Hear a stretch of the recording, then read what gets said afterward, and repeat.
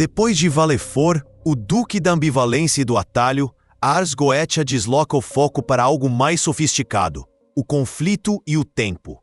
Surge Amon, sétimo nome do catálogo, Marquês Flamejante, descrito como lobo com cauda de serpente que cospe fogo. Antes de qualquer evocação nasce a dúvida. O que ele realmente faz segundo o texto e o que é mito forjado em fóruns e canais?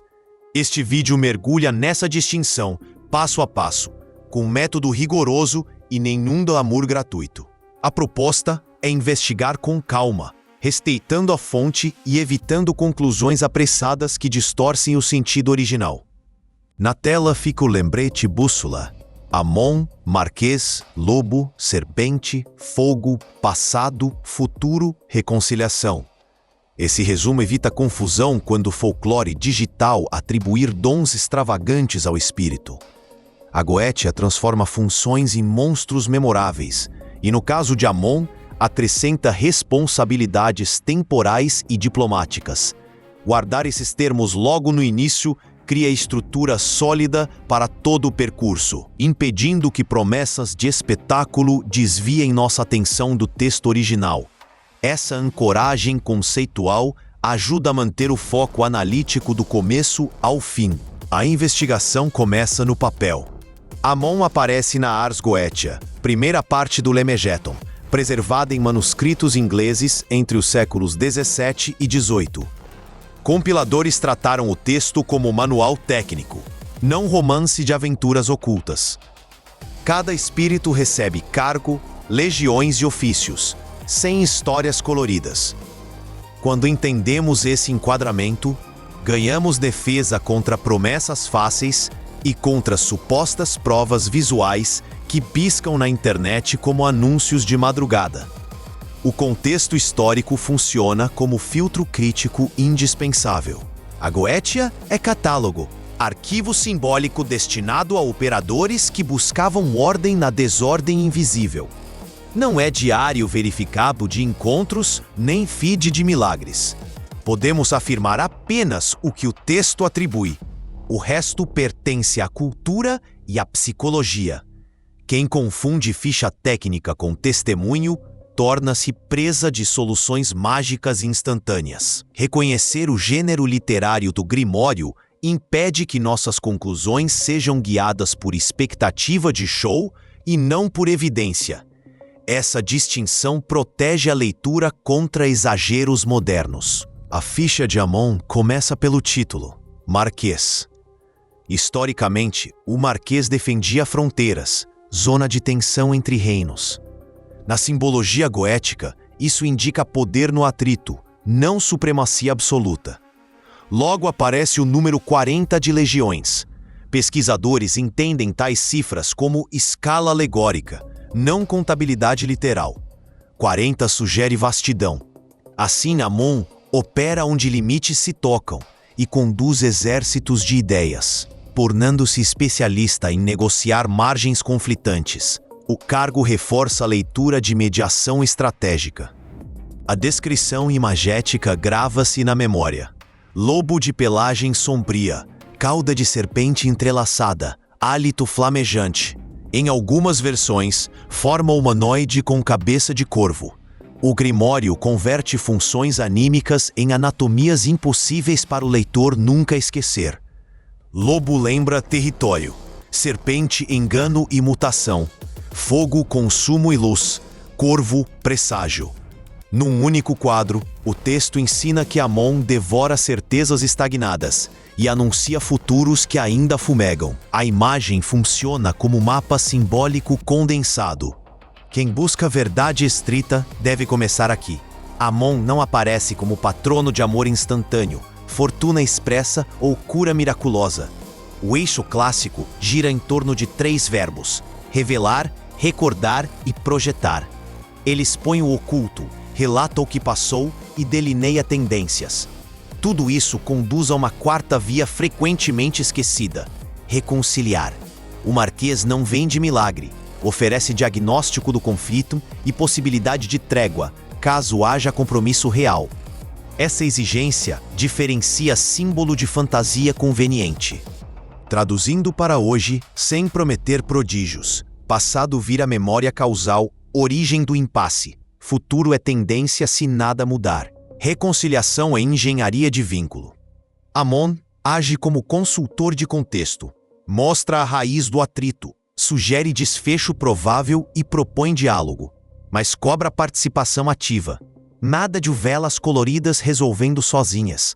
O espírito exige análise temporal e negociação consciente. Chamá-lo sem agir equivale a pedir resposta e tapar os ouvidos. A responsabilidade permanece sempre com o operador. Na ótica luciferiana, iluminação é lucidez, não conforto. Lucidez implica enfrentar conflito como estrutura, não acidente.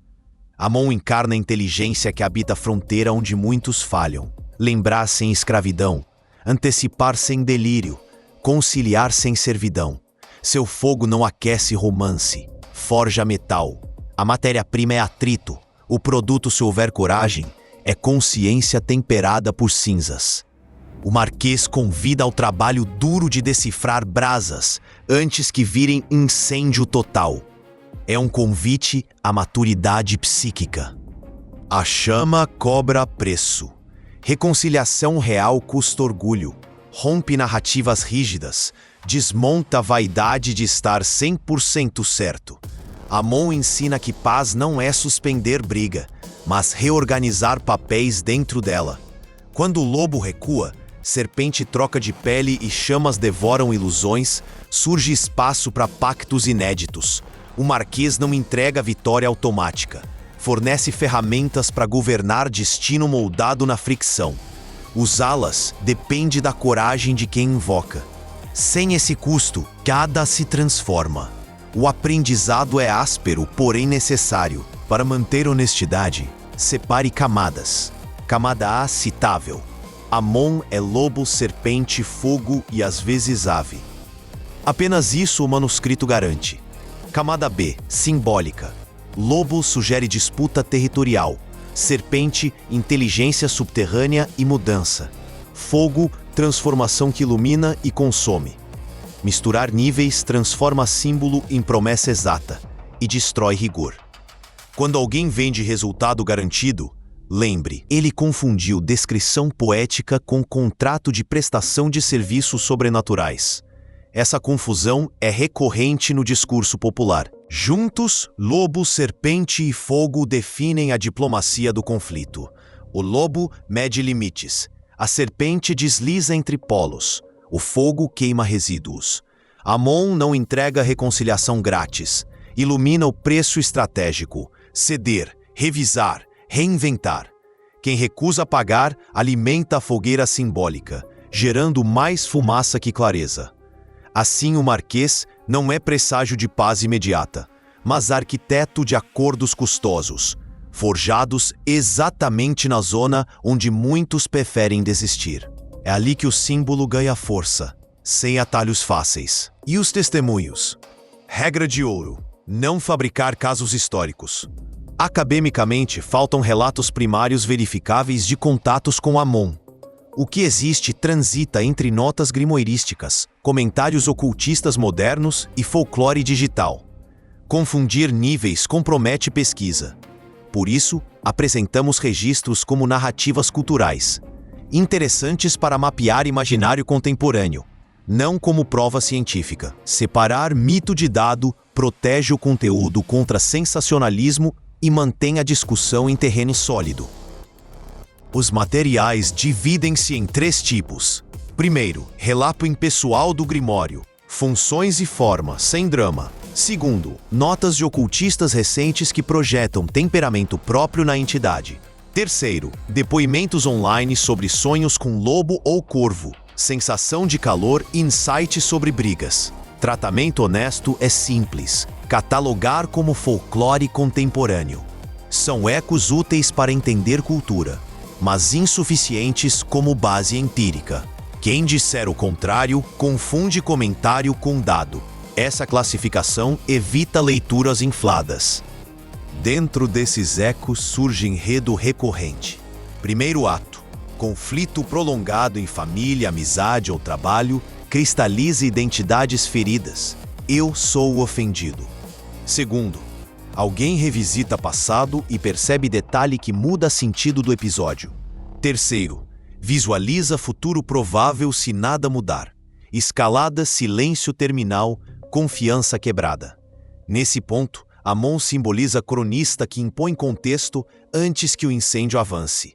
Sem leitura temporal, a chama cresce sem freio. O padrão se repete em diversos relatos. Quarto ato do caso tipo. Ideia de reconciliação estratégica, não romântica. Surge plano de acordo mínimo, palavra certa, fronteira bem traçada. Amon, nesse folclore, atua como arquiteto de cronogramas emocionais. Indica quando abordar, o que revelar, quanto recuar. Sucesso não é abraço choroso, mas encerramento digno do ciclo tóxico. O padrão memória, tendência. Renegociação reaparece porque dramatiza exatamente as funções atribuídas a Marquês nas páginas seculares do Grimório. A coerência simbólica sustenta o mito. Para elevar o conteúdo, separe texto de moda. Mito popular. Amon serve para amarração amorosa. Não é núcleo clássico. Nasceu de adaptação comercial. Outro vende o Marquês como solucionador automático de disputas, custo zero, resultado garantido. O manuscrito não promete milagres prontos, apenas potencial de conciliação.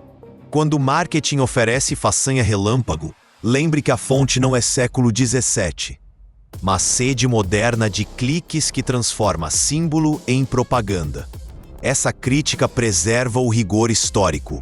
Também existe o mito de reduzir Amon a simples previsões de futuro, tal qual horóscopo demoníaco. Essa visão empobrece a figura e ignora seu papel de reconciliação. Tempo, oculto e diplomacia formam tríade inseparável. Separar um elemento e vendê-lo como bilhete de loteria esotérica é distorção. Recordar a fórmula, leitura do tempo mais engenharia do vínculo, devolve densidade simbólica e recoloca o Marquês como mestre de contexto, não oráculo de cifras. O símbolo recupera sua complexidade, integral. Chegamos ao desfecho. Amon é Marquês do atrito, lobo, serpente e fogo. 3 imagens para uma sentença. Conflitos têm instinto, veneno e combustão. O espírito catalogado não celebra violência, propõe lucidez. Ler passado, enxergar tendências e reorganizar vínculos sem mentiras sintetiza sua oferta. Iluminação luciferiana não seduz pelo brilho, corta como lâmina separando fato de fantasia, orgulho de necessidade. Só assim o operador decide se manterá a chama ou construirá ponte. A escolha define o resultado. Pergunta final ressoa além do vídeo. Você quer vencer a briga ou governar o futuro que ela está criando? Entre aplausos vazios do ego e engenharia concreta do amanhã, Amon posiciona a tocha. Ele não decide por você, apenas clareia o campo, mostra pegadas pretéritas e indica a trilha que o fogo seguirá. No silêncio pós-revelação, cada espectador escolhe que tipo de Marquês deseja ser, o que incendeia ou o que reconstrói caminhos. Essa decisão ecoa muito além do símbolo e continua após o encerramento.